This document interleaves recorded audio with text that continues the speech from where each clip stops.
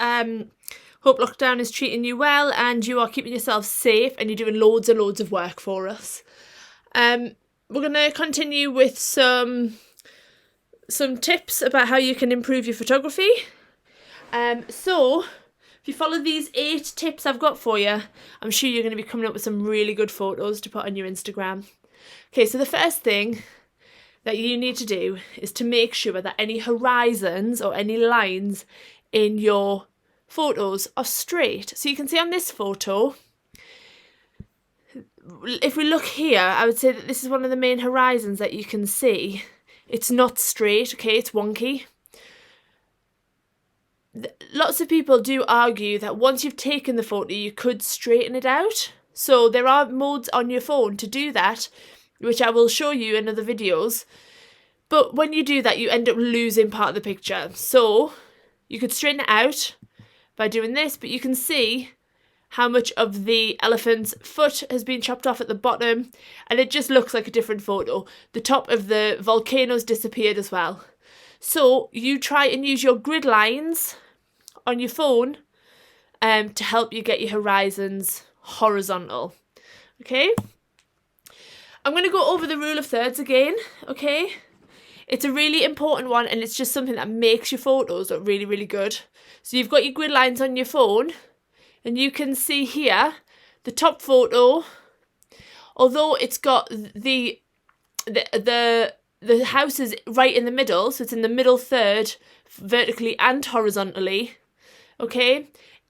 It looks better if you just moved your camera away a little bit and put it in, the majority of the house is in the left-hand third, okay?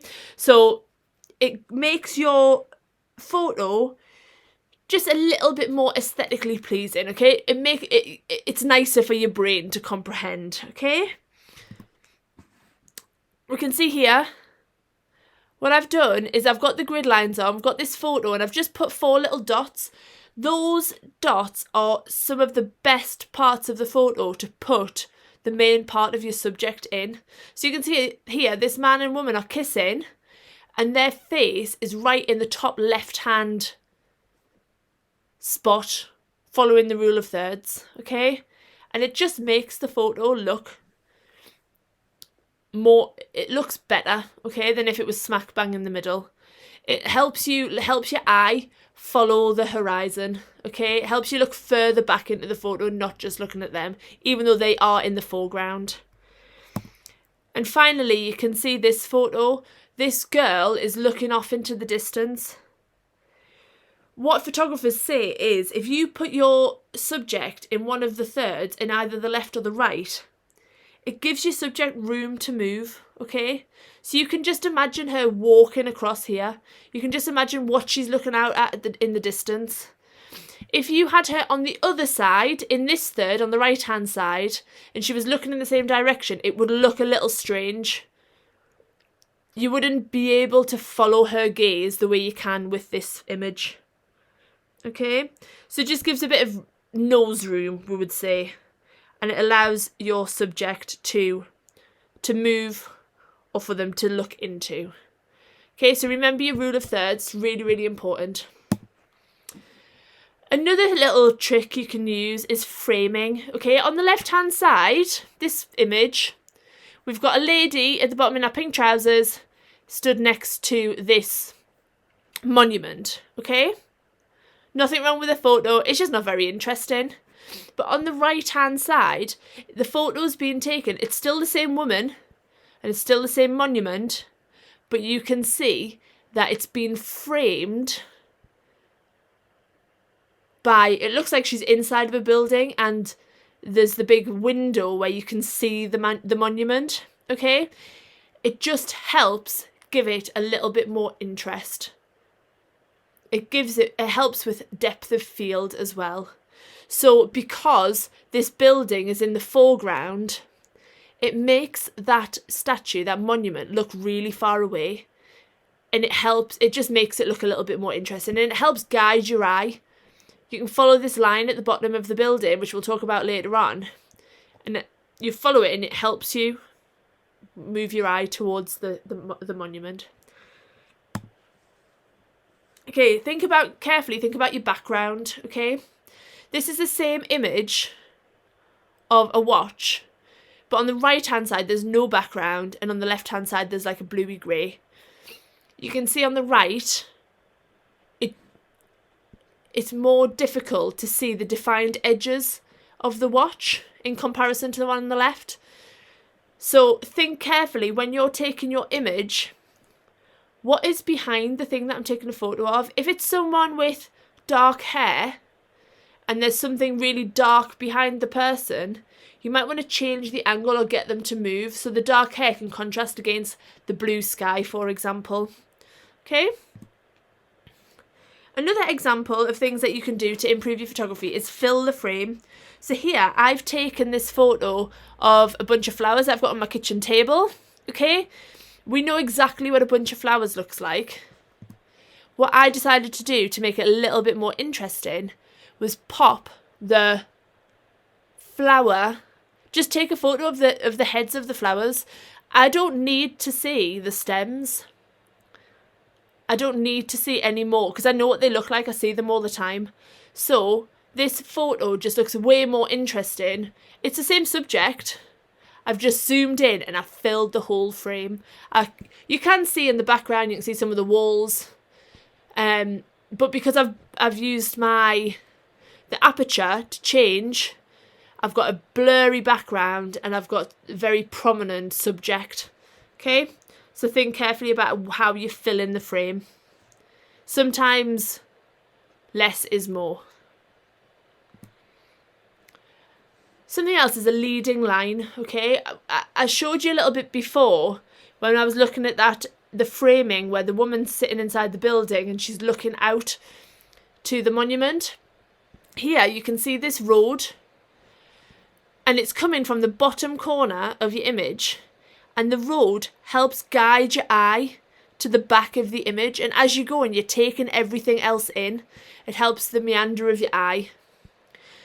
So if you're able to take a photo, if there are lines, sharp lines, such as a banister or a road or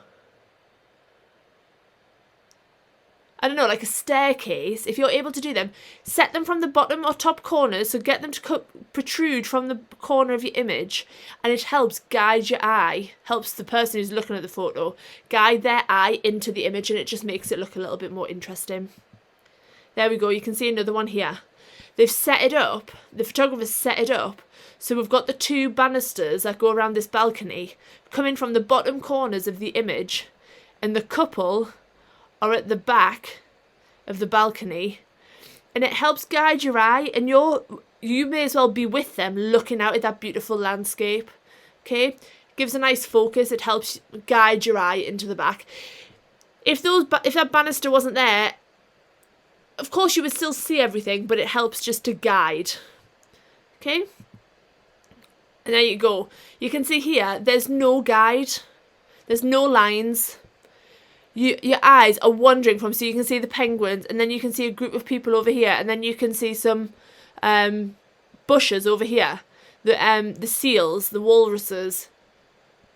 It's harder for your eye to meander. It's harder for your eye to make sense of what's the photo of. When I first looked at this photo, I actually thought they were rocks. If there was some sort of line coming from the bottom corner, it might just guide your eye to that group of people, and then you think, oh look, I wonder what they're doing over there. Are they taking photos of the penguins? What are they doing? Okay. Next tip. Think carefully about where you're going to take these photos. So here we go, my two little poochers, Peggy and Bruce. I've just taken them, got my camera phone out, taken a picture of them from above.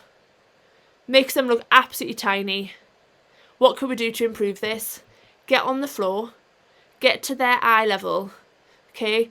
Make it a little bit more interesting. I was a little bit below Bruce, so he looks quite regal there. He's looking off to one side.